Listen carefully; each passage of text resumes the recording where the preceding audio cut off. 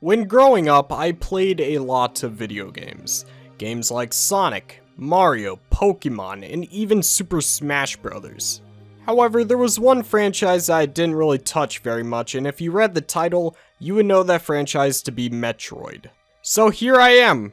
I played through the entire game, and I formed all of my final opinions. In today's video, I'm going to be going over everything in this game. Things I liked, things I disliked, and ultimately answering the question on if I genuinely think the game is good or not. Mind you, there will be gameplay and story spoilers, so beware when watching this video. Anyways, with everything said, let's begin my review on Metroid Dread.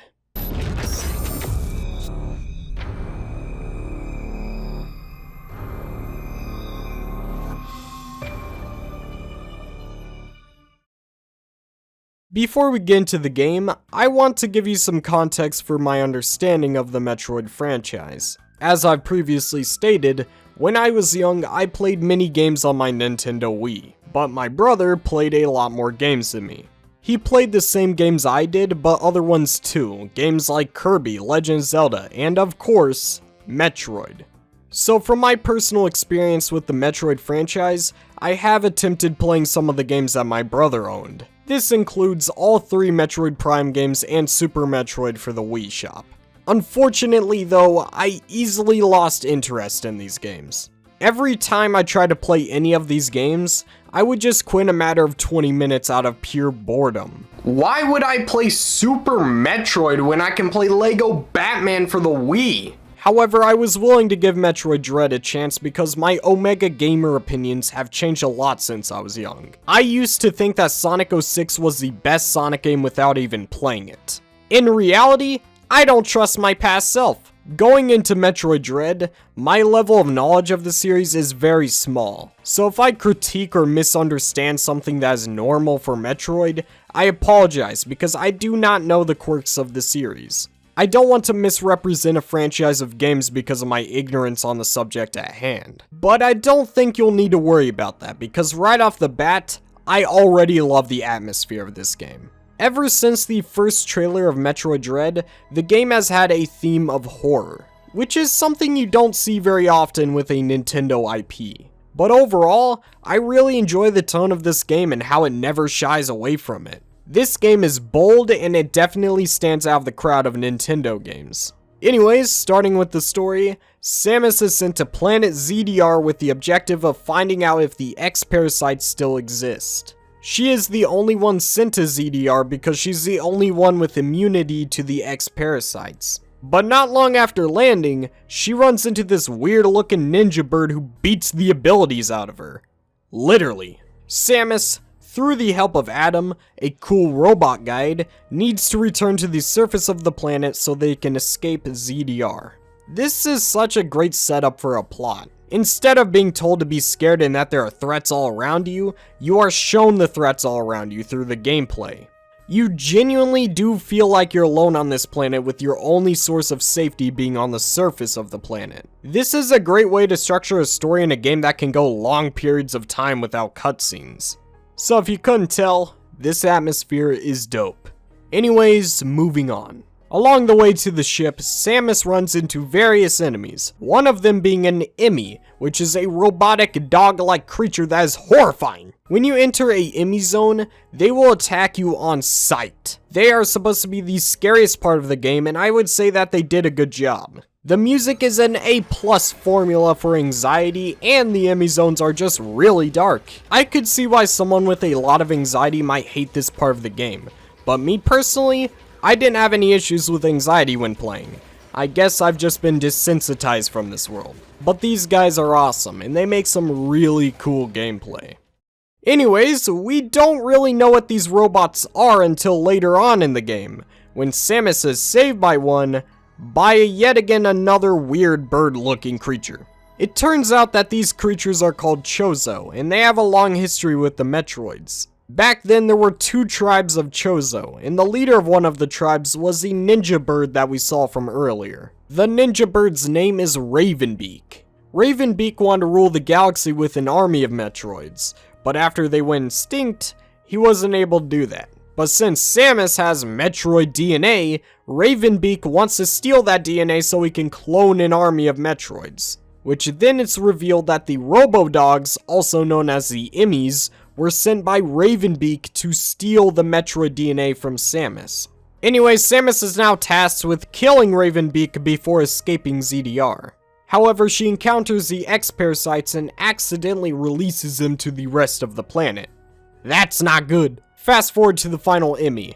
Samus saves herself by stealing the energy from that poor robotic dog. She is able to do this because she is slowly becoming a Metroid from the DNA that she has.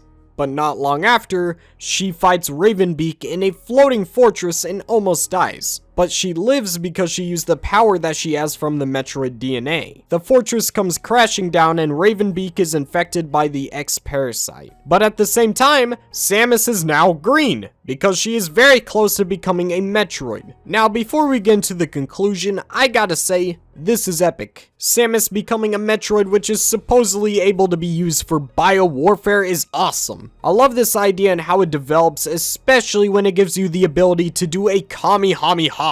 After Samus Kamehamehas Ravenbeak, she must escape the planet before it blows up. But at the last second, the weird bird guy from earlier comes in and takes a Metroid out of Samus. I think. I don't know, he just kinda splurges on her and then everything is okay. Yeah, I don't know how to interpret this or what this means, but it happened.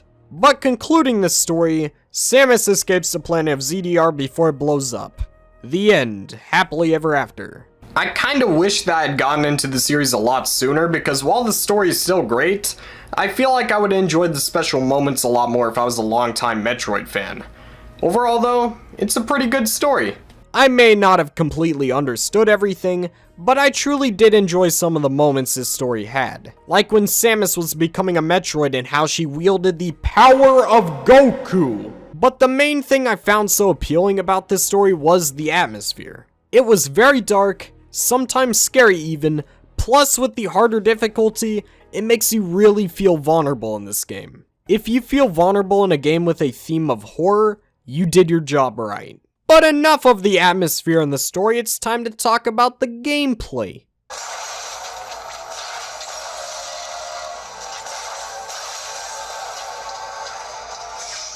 It's pretty good. Pretty good would be one massive Giga Bowser level of an understatement. There's so much to talk about when it comes to gameplay, so let's just start with the basics. You play as Samus and your main goal is to reach the ship, which is at the top of the map.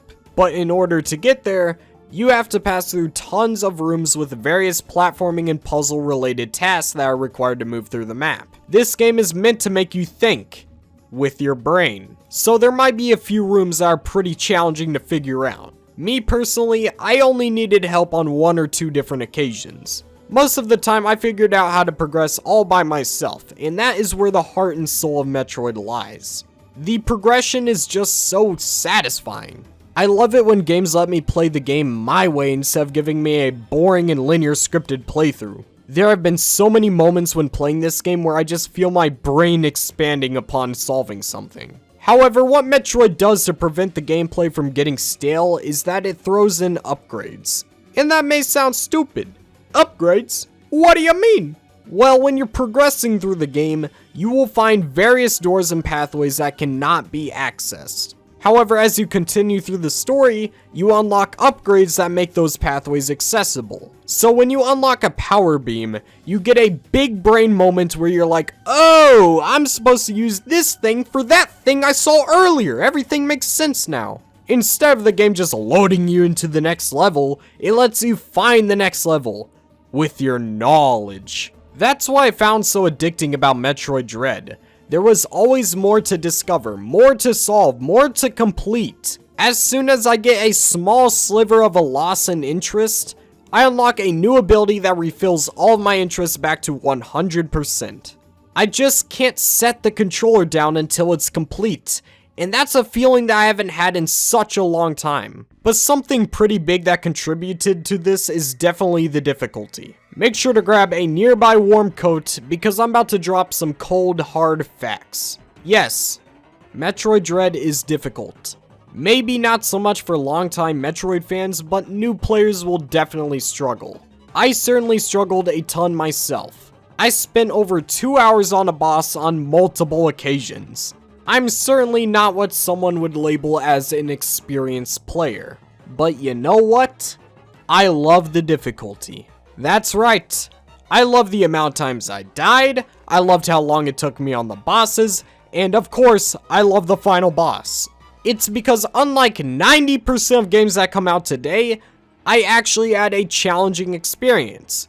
And if you know me, I love challenging games. This is because when I die, I know I can become better at the game. The game over screen is a sign that I need to play better and that I can play better. If I can play a video game and not struggle throughout the entire experience, 9 times out of 10, I will simply think the game is just alright. But if there is a challenge that makes me grow as a player, I will instantly form a better connection with that game. Games like Super Mario 64 will always mean a great deal to me, because while the game may be frustrating with its controls, I always feel great amounts of satisfaction and accomplishment when I collect a star. That's what I felt with Metroid Dread. I felt satisfaction and accomplishment. Whenever I finally beat a boss, the amount of satisfaction is overwhelming because of how much I had to improve as a player to defeat it. These bosses take a lot of skillful use of mobility to beat, which I love because man, you're going to be very skillful by the end of the game. The challenge makes this game feel like an SNES game with newer graphics and more polish,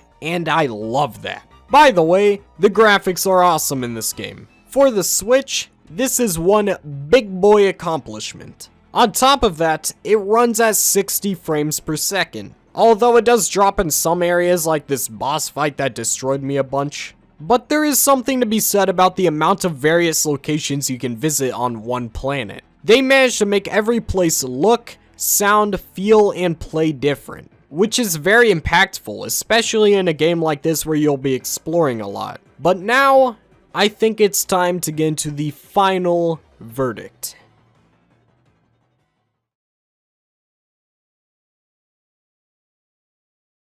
When I first started playing Metroid Dread, I expected another video game that I would lose interest in within playing for 20 minutes. That's what happened with every other game I've tried for the past few months. I just haven't had the motivation or the drive to play most video games. However, I underestimated Metroid Dread. Within the first hour of playing, I was hooked and I made it my goal to complete the game. I even streamed my entire journey in the Mobius Zone Discord server to a lot of people. Playing through this game for the first time was an amazing experience, and the amount of times I died on a boss or got frustrated didn't even matter because I was having a blast working towards those moments of satisfaction. But when I beat the game, I was screaming, yelling, laughing, and having a good time with my friends in the voice call. That is an experience that I've only felt on a select few occasions. Just from that moment alone, I already knew that I'd played another game that would make it to the list of my favorite games of all time. This is not a honeymoon phase. This game is awesome and it's a great example of why I love gaming. So in conclusion, am I a Metroid fan now? I think that's self-explanatory. I can't wait to check out the rest of the series and keep falling in love. With that being said, this game is awesome and it's worth every penny of that $60 price tag.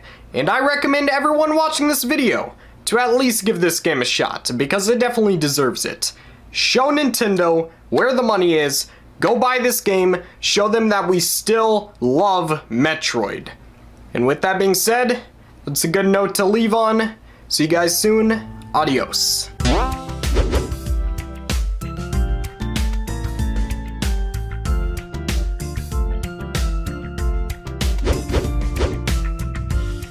I just wanted to shout out my channel members.